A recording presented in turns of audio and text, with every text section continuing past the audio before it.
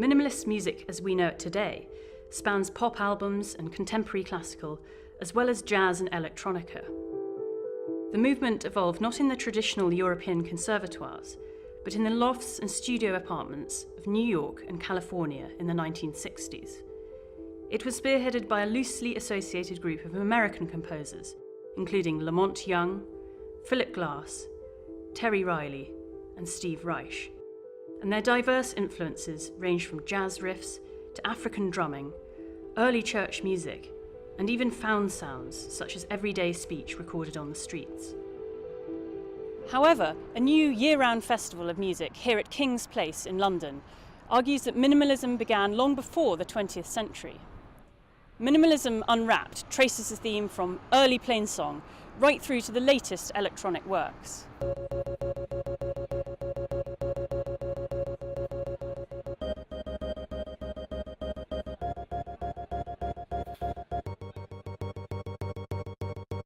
If you look at the definition of minimalism, every book you come to will give you a different definition, so you can't really be wrong.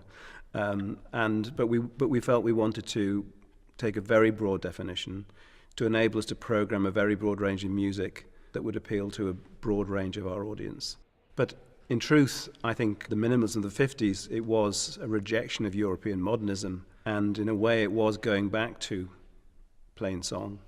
So it wasn't a completely illogical place to start anyway.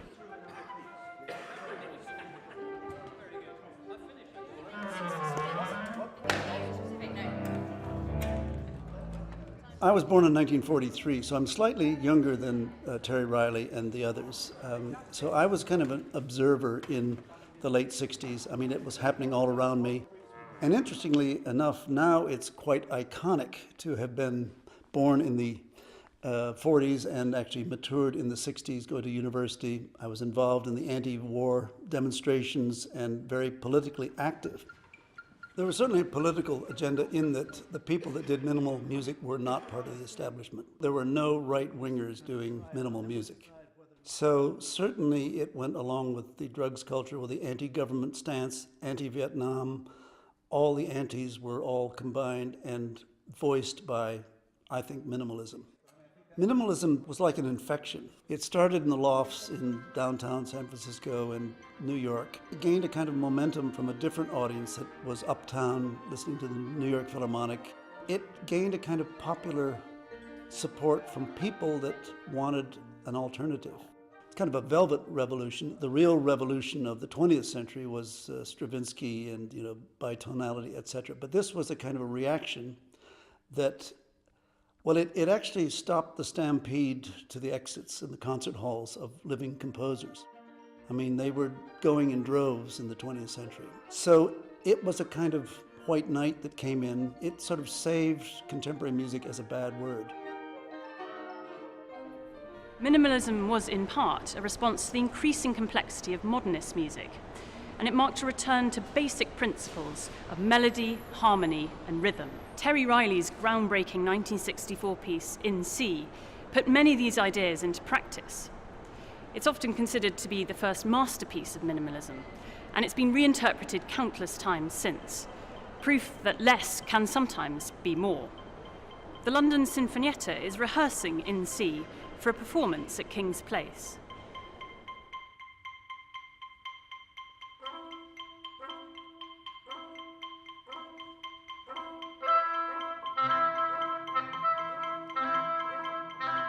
Terry Riley was a great influence on me at the time in the late 60s and early 70s. I had studied 12-tone music, as had he and the other minimalists. And 12-tone music was a kind of arid, academic, very interesting to analyze, but tough medicine when it came to sitting through a concert of what is now called squeaky gate music. So this came as a breath of fresh air when I heard the first works of Terry Riley, Steve Reich, Philip Glass, and later Lamont Young. It sort of changed my compositional outlook. I thought, wow, here's a return to tonality, modality, catchy rhythms. Boy, this looks like fun as opposed to hard work.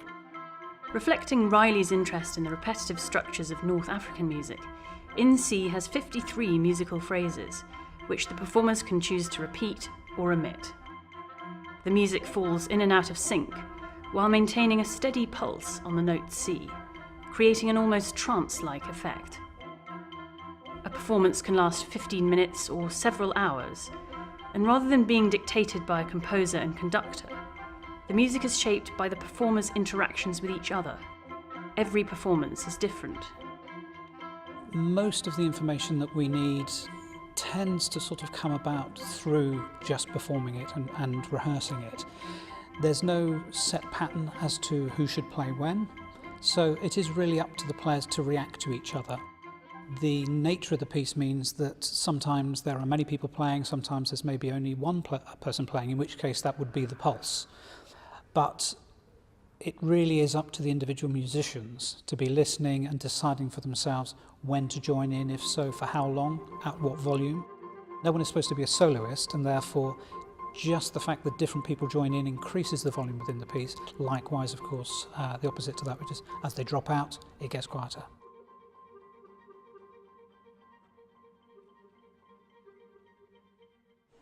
Many of the original minimalists, including Terry Riley, dislike being labelled as such. Since then, it's become increasingly difficult to get a grip on this slippery term, and composers and musicians now use minimalism as just one of many tools with which to experiment. Robin Rambo, known as Scanner, has made his name mixing electronic music with recorded everyday sounds, including intercepted telephone conversations. He's created a new work inspired by the late British composer John Tavener, called Tavener Deconstructed Reconstructed, which will be performed as part of the festival. Tavener was dubbed by many a holy minimalist for his stripped-down sacred works. Tavener's work aimed towards the heart, but was often argued to be something very reductionist in a way. He sort of made these works that struck true to the kind of essence of spirituality, in a sense. What I'm interested in is taking the raw data in a way, the raw material, the tiniest little parts, and stretching them and processing them and seeing where else I can take them. So in a sense, it's me remembering the Tavener works in a very playful way, rather than trying to rework them in a sort of more traditional DJ way or something. When did you first come across minimalist music? When I was a teenager, I was fortunate enough to meet this fellow on a train and had a Stockhausen score, and I'd never seen this thing in my life. And we started talking about music, and I said, I don't understand what this is. You know, there's this beautiful colours and shapes. Would you consider yourself a minimalist? I think I'd call myself a reductionist. You know, I used to call myself a minimalist anti-hero in my bio years ago. And what I tend to do when I work on production and collaboration, I tend to collect all this material together, rather like when you go shopping and you buy all these foods, and then you think, actually, what I want to eat is this. And then you just choose these raw materials and you make this new thing to taste. I do the same with music. I collect lots and lots of sounds, lots of ideas, put them together and end up with this one micro piece, in a sense. So in a sense, I am a minimalist. The trajectory of minimalism is fantastic in the way it can be read through acid house dance music and minimalist techno and all kinds of things. And I think even rock and roll has drawn from it. You've had bands like Sonic Youth that have not only covered minimalist works in a sense, but they've reduced the kind of overload of rock and roll in a sense and made their own sort of style of music. And for me, that's when it succeeds best of all. So you think it's influenced mainstream pop as well? I think undeniably. I think, you know, you could look at dance music and easily recognise Philip Glass could be interchanged very quickly with lots of kind of techno trance records, just like this. So where does minimalist music go from here? In a way, I think it's combining much more with visual arts, in a sense. So you're having works, Reich was sort of investigating these kind of ideas quite early on, but looking at works where you're telling a story not only with sound but with visuals, but you're reducing the elements in a sense. So you have somebody like Ryoji Ikeda, a Japanese artist, who takes just literally sine waves and white and pink noise, just the very raw digital data, and makes these incredibly beautiful minimalist works in a sense that really strip away everything else and cut directly to the kind of aesthetic of digital culture, but also minimalist music.